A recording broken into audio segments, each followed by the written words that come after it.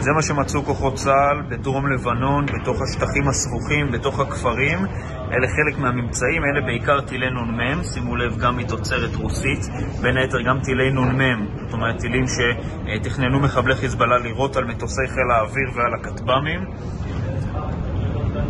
אלה הטילים בעיקר, אבל לא רק זה, גם מסמכים, יותר מ1,000 מסמכים מצאו, מפות, דיסקים, מה שנקרא המשת, מסמכים מודיעיניים. יש גם מכשירי קשר, בדקנו, הם לא מתפוצצים.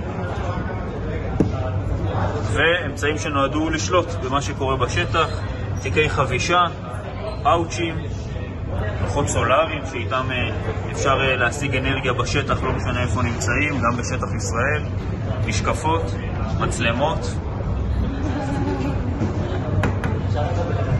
אמצעי תצפית ואיסוף.